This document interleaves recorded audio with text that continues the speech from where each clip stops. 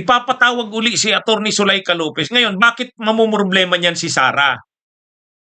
Mamumroblema niyan si Sara kasi kung doon nga sa Kamara, investigation in aid of legislation pa lang yun, nagka-high blood na, nagpalpitate na yung itong sila Zuleika, dinala na sa veterans, pati yung si Fajarda ba yun? Ipapatawag kasi yun sila Fajarda, yung mga staff ni Sara na nag-ingkas ng ng cheque, yung mag-asawang Fajarda, at saka yung si Acosta, ipapatawag yung mga yun saka itong si Attorney Zuleika Lopez. Ay kung doon pa lang sa Kamara, alam naman natin ang nangyari sa kanila sa Kamara. Nung pinatawag sila sa Kamara,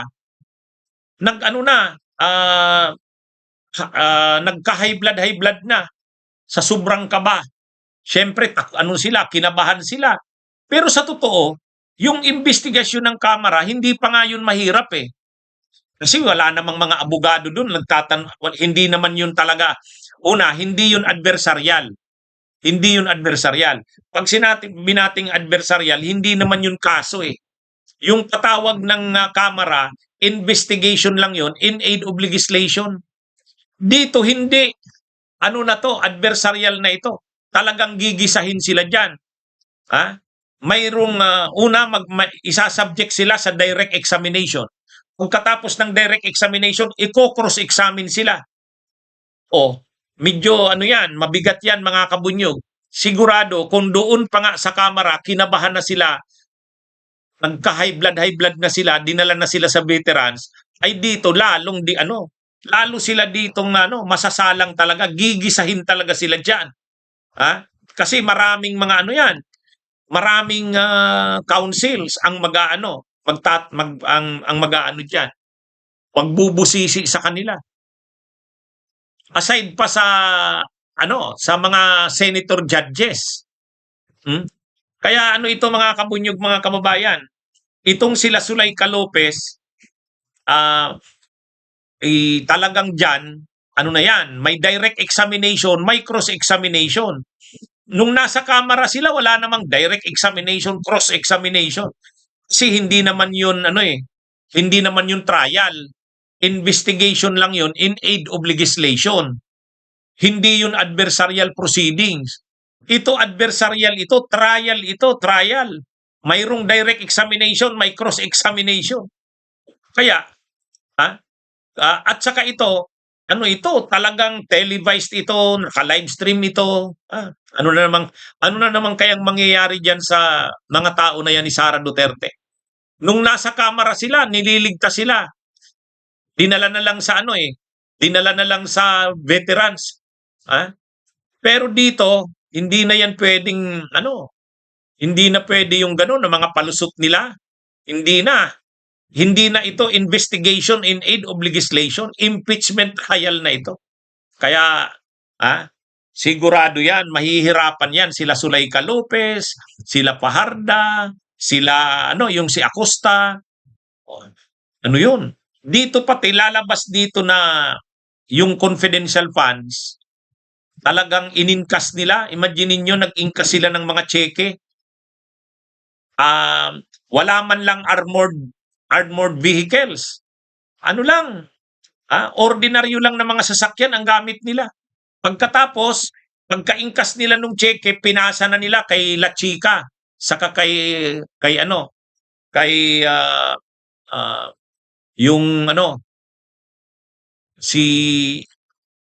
yung isa pang sinulas ko.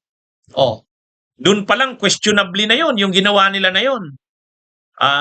Sigurado gigisahin sila doon. Pagka-ingkas nyo ng mga cheque, saan nyo na dinala? Ay di siyempre sasabihin na nila kay Nolasco at saka kay La Chica. Bakit ninyo dinala kay Nolasco at La Chica? Hindi naman sila accountable officers ng inyong opisina. Siyempre ang sagot nila diyan, yun ang instruksyon ni VP Sara. Yan. Kaya madidiin diyan mga kabunyog, mga kababayan. Yan mga kabunyog, na naman yan. Mai-expose na naman dyan yung nangyari sa confidential funds. Unang-una, Yung land bank mismo, ipapatawag din sigurado diyan. Bakit kayo bakit ang dali lang sa inyong mag-ingkas ng mga tseke? Ang mga halaga nun, 35 million, 25 million, isang tseke. Pagkatapos, tatanungin din sigurado yung mga official ng Office of the Vice President sa DepEd. Bakit hindi ninyo, di ba kayo yung accountable officers? Ibig sabihin, kayo yung mga authorized na humawak ng pera na yon. Bakit itransfer ninyo kay La Chica at saka kay Nolasco? Yun, magpapaliwanag sila doon. Kaya sigurado, mag-high blood na naman yan. Tataas na naman yan ang blood pressure. Ha? Sigurado yan. Kaya dati si Sara Duterte ang nag-rescue sa kanila. Di ba? Habang naghihiring doon sa Kamara, nandun si Sara.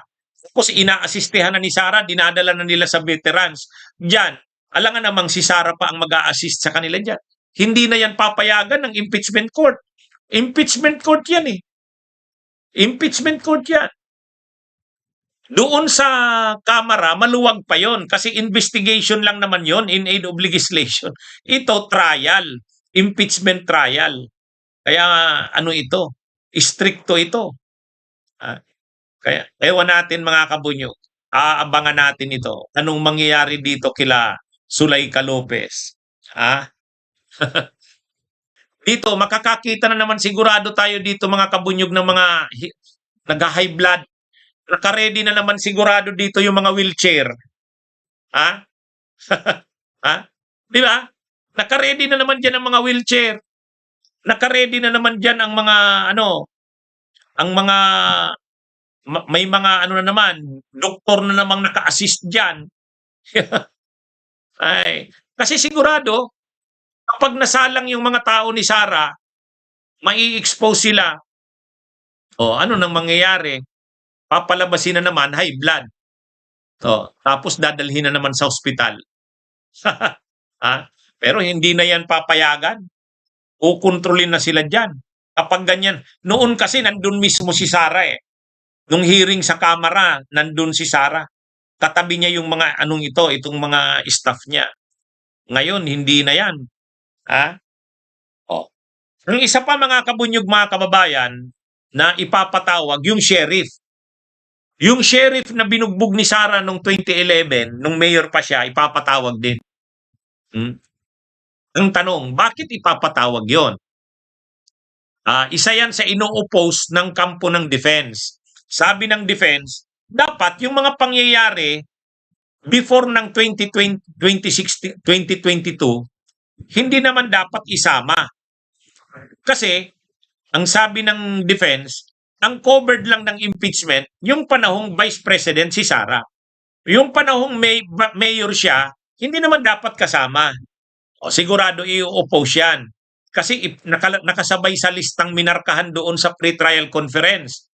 Yung sheriff nung nabinugbog ni Sara noong 2011, nakasama sa lista ng mga testigo eh.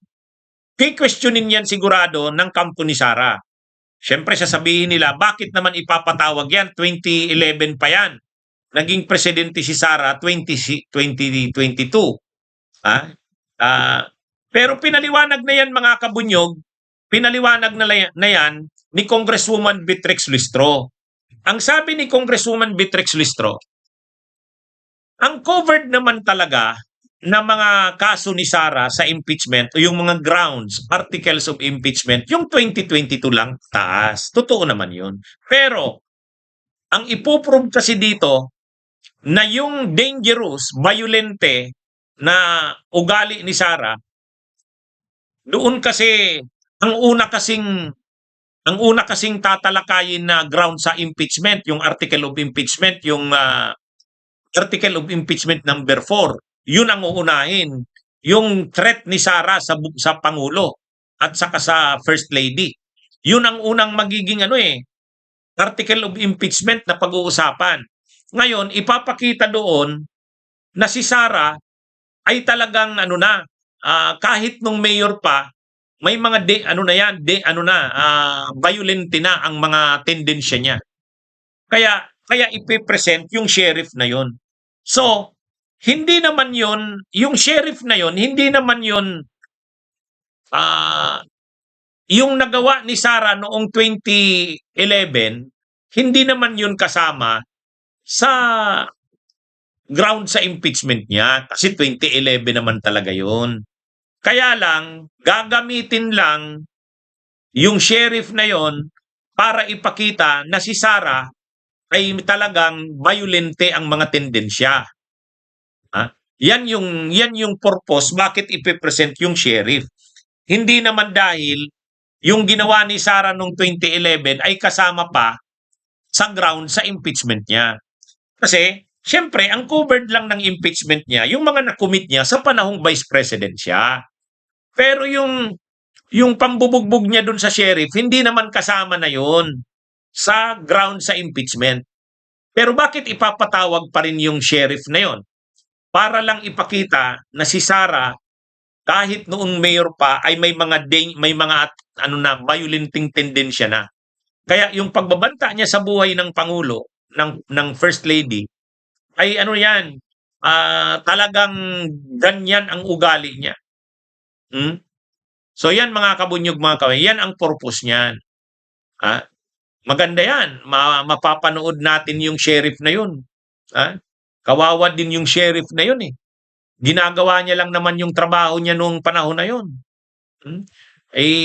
Talagang si Sara Duterte, siyempre sila, pag sinabi mong Duterte, sila ang hari ng Davao. Kaharian nila ang Davao eh. Kaya wala sa kanilang mga rule of law.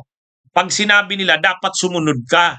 Ay yung sheriff na yon, sinabihan na daw ni Sara, huwag mong gawin yan, ay ginawa pa rin ng sheriff kasi hindi niya naman boss si Sara eh. Ang sheriff under sa korte. Ay may demolition order na yung korte. So ang ginawa ng sheriff, pinatupad niya yung demolition order ng korte. Nagalit ngayon si Sara, pumunta doon, binugbog yung sheriff. Kaya wala, sila Sara Duterte talaga, wala yung mga rule of law, wala yan. Kaya ipapakita yan ng yung sheriff na yun na binugbog na si Sara noon pa man ay violente na ang mga tendensya. Kaya ito, aabangan natin kung ano ang magiging desisyon ng impeachment court. Papayagan kaya nila na mag-appear yung sheriff na yon? Kasi kukontrahin nga yan ng defense. Napanood na natin yung mga sinabi nila, Attorney Michael Puwa. Sabi nila, ang mga pangyayari bago ang pag-vice presidente ni VP Sara, ibig sabihin, yung bago ang 2022, haharangin nila yan. Pero pinaliwanag na rin nga ni Congresswoman Beatrix Listro, ipe-present naman nila yung yung sheriff na yon, hindi naman para dahil part yan ng impeachment. Ibig sabihin, hindi yung ginawa na yun ni Sara ng pagbubugbog, hindi naman yung ground sa impeachment niya. Kundi, lang yon, gagamitin lang ng prosecution para i-establish yung ugali ni Sara. Bunyog, halikan na kasama ka. Bunyog, kapag buklod ay may pag-asa. Luzon, Visayas, Mindanao, isa ang pananaw. Sa bagong Pilipinas ang bunyog isisigaw.